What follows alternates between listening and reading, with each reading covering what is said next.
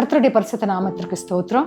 இன்றைக்கு நம்முடைய அடையாளங்கள் என்ன, நாம் யாரா இருக்கிறோம், நம்மை பார்க்கிறவர்கள் நம்மளை எப்படி பார்க்கிறார்கள் அப்படின்றது குறித்து ஒரு சின்ன காரியத்தை நம்ம பார்க்க போறோம். அப்போஸ்தலர் நடபடிகள் 11ஆம் அதிகாரம் 26வது வசனம், அந்தியோகியாவிலே சீஷருக்கு கிறிஸ்தவர் என்ற பெயர் வழங்கிற்று. இதுதான் இன்றைக்கு நாங்கள் பார்க்க போற ஒரு முக்கியமான விஷயம். அந்தியோகியா பட்டணம் அப்படின்றது துருக்கி பட்டணத்துல இருக்கிற ஒரு சின்ன பட்டணம், துருக்கி தேசத்துல இருக்கிற ஒரு சின்ன பட்டணம். இந்த அந்தியோகியா பட்டணம் அப்படின்றது ரொம்ப ஒரு முக்கியமான ஒரு பட்டணமா பிற்காலத்துல வழங்கப்பட்டுச்சு. ஏன் அப்படின்னா, அன்றைக்கு முதல்ல கிறிஸ்தவர்கள் என்று அந்த பட்டணத்தார் சீஷர்களுக்கு பெயரிட்ட அந்த இடம் கிறிஸ்தவர்கள். அப்படி இன்னைக்கு நம்ம எல்லாருமே சொல்லிக்கிறோம், யாரெல்லாம் கிறிஸ்தவ குடும்பத்துல பிறந்தாங்களோ அவங்க எல்லாம் கிறிஸ்தவர்கள், யாரெல்லாம் கிறிஸ்தவை ஏற்றுக்கொள்கிறார்களோ அவர்கள் எல்லாம் கிறிஸ்தவர்கள். ஆனா இந்த கிறிஸ்தவர்களுடைய அடையாளப்படுத்தின அந்த காரியம் என்ன அப்படின்றது நம்ம ஒரு நிமிஷம் பார்த்தா நல்லா இருக்கும்னு நினைக்கிறேன். ஏன் அப்படின்னா, கிறிஸ்தவர்கள் அது ஒரு மதத்தின் அடையாளம் அல்ல, அது கிறிஸ்துவின் அடையாளம். கிறிஸ்தவர்கள் ஒரு மதத்தை சார்ந்ததல்ல, அது தேவனின் அடையாளம், அது கர்த்தரின் அடையாளம். அது கிறிஸ்தவர்கள் அப்படின்னு பெயர் கொடுக்கறதுக்கு முன்னாடி இந்த சூழ்நிலை அங்க யார் இருந்தாங்க, எப்படி ஆண்டவரை பத்தி அங்க சொன்னாங்க, அதன் மூலமா எப்படி அவங்களுக்கு கிறிஸ்தவர் என்ற பெயர் வழங்கப்பட்டுச்சு அப்படின்னு சொல்லிட்டு நம்ம பார்க்கலாம்.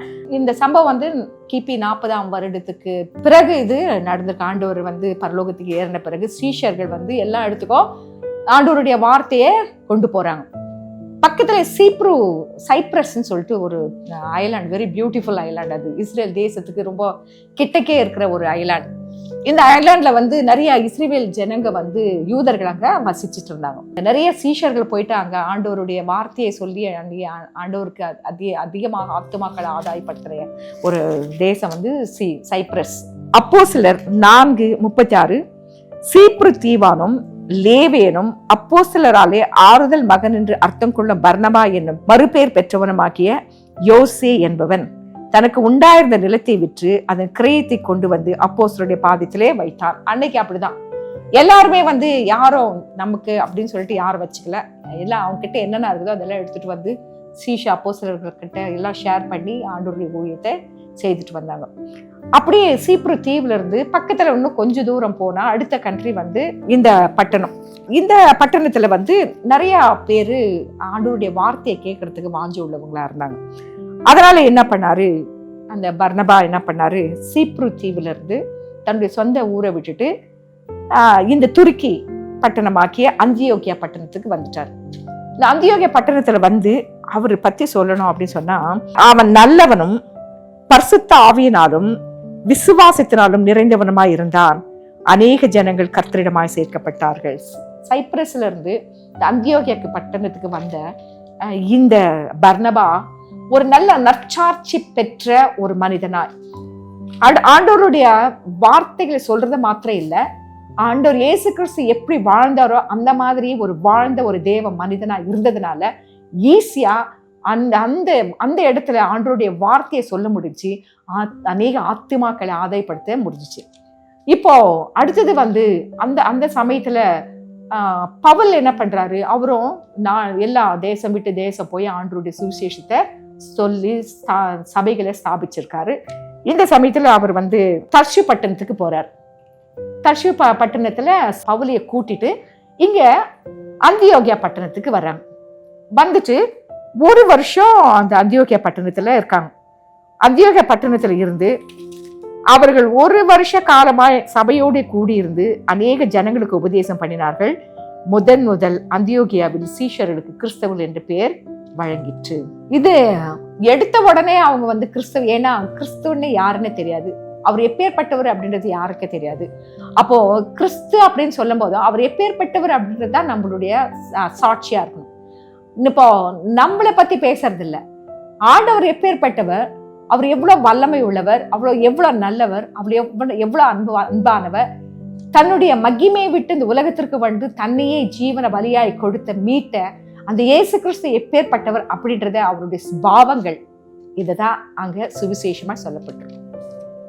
அப்போ அந்த பாவங்கள் இவர்களுக்குள்ளே இருந்ததுனால தான் அவர்கள் வந்து இயேசு கிறிஸ்துவை போல இருக்கிறார்கள், கிறிஸ்தவர்கள் அப்படின்னு சொல்லிட்டு பேரை வச்சாங்க. அப்போ அந்த ஐடென்டிட்டி வந்து நம்மளுக்கு கொடுக்கப்படுகிற அடையாளம் வந்து மதம் அல்ல, கிறிஸ்தவ மதம் அல்ல. இன்னைக்கு கிறிஸ்தவர்கள் அப்படின்னு சொல்லிட்டு நம்ம கிறிஸ்தவர்களா இல்ல. நானும் அப்படிதான் இருந்தேன். நான் சர்ச்சுக்கு போவேன், பைபிள் வாசிப்பேன். ஆனா அப்ப நான் கிறிஸ்தவ தான். ஆனா கிறிஸ்துவுக்குள் இல்லை. அந்த கிறிஸ்துவுக்குள் வாழ்றதுன்னா அந்த வாழ்றதுதான் நம்மளை தகுதிப்படுத்துது. அதுதான் நம்மளுடைய ஐடென்டிட்டி, நாட் த கிறிஸ்டியன். நம்ம கிறிஸ்துவுக்குள் வாழ்கிற அந்த வாழ்க்கை தான் நம்மளை அடையாளப்படுத்துது. இந்த கிறிஸ்து என்ற பேர், கிறிஸ்தவர்கள் என்ற பேர் எடுக்கிறதுக்கு அங்க ஒரு சாதாரணமா ஒரு மனுஷர்களுக்கு கொடுக்கல, மற்ற உலக காரியங்களை பேசுகிற ஆட்களுக்கு கொடுக்கல. ஆண்டவருக்காக வைராக்கியமா நின்ற, ஆண்டவருடைய காரியங்களை ஜனங்கள் மத்தியில பிரசித்தப்படுத்தின, அப்படியாய் வாழ்ந்த அப்போஸ்தலருக்கு தான் கிறிஸ்தவர்கள் என்ற பெயர் கிடைச்சிச்சு. இன்னைக்கு கிறிஸ்தவர்கள் அப்படின்னா நிறைய பேர் கிறிஸ்துவை ஏத்துக்கிறதுக்கே பயப்படுறாங்க. ஏன்னா அந்த ஸ்பாவம் வந்து இப்படிதான் கிறிஸ்து இருந்திருப்பாரோ, கிறிஸ்துவங்கன்றாங்க, அந்த ஸ்பாவத்துக்குள்ள இல்லையே, நாம எப்படி அந்த கிறிஸ்துவை ஏத்துக்கிறது? நிறைய பேர் கிறிஸ்துவனுடைய ஸ்பாவத்தினால, அவங்களுடைய கேடுபாடான எண்ணங்கள், அவங்களுடைய செயல்களினால ஏத்துக்க வர்றவங்க பின்னிட்டு போயிடுறாங்க. இது மிகுந்த ஒரு வருத்தமான காரியம். அவர் தன்னை தாழ்த்தினார், தன்னை வெறுமையாக்கினார். ஏழைகள் எங்கோ, வியாதிஸ்தர்கள் எங்கேயோ அங்கெல்லாம் போயிட்டு அவங்களுக்காக மனதுருகினார், அவங்களுக்காக அழுதார், அவர்கள் மேல கைகளை வைத்து சுகமாக்கினார். இப்படிதான் வாழணும் அப்படின்றத மத்தேயு 5, 6, 7 அந்த மலை பிரசங்கத்துல ஒரு கிறிஸ்தவர்கள் கர்த்தருக்குள்ள எப்பேற்பட்ட வாழ்க்கை வாழணும், எப்படி இருக்கணும், ஒரு கண்ணத்தை அறிஞ்சா மறு கண்ணத்தை திருப்பிக்கொள்ள, சத்துருவை சிநேகி, இதெல்லாம் தான் ஆண்டவருடைய போதனை.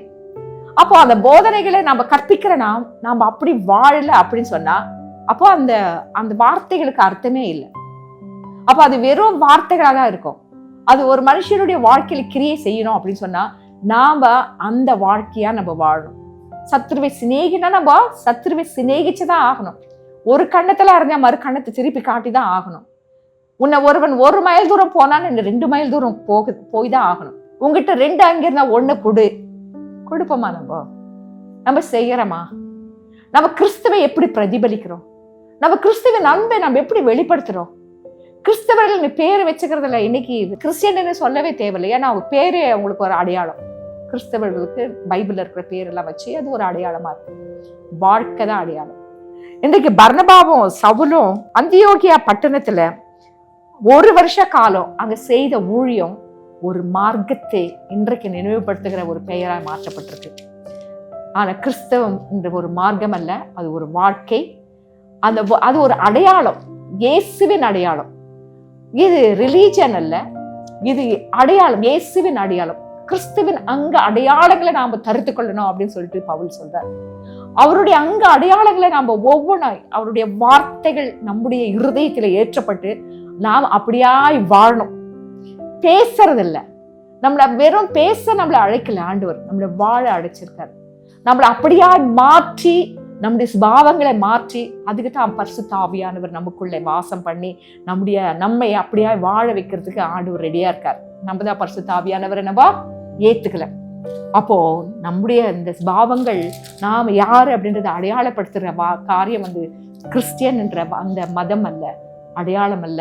ஆண்டவருடைய அச்சடையாளங்களை நம்ம தரித்து அவருடைய வார்த்தைகளை நாம பிராக்டிஸ் பண்ணணும். அதை நம்ம சமுதாயத்திற்குள்ள அது கொண்டு போய் அது செயல்படுத்தணும்.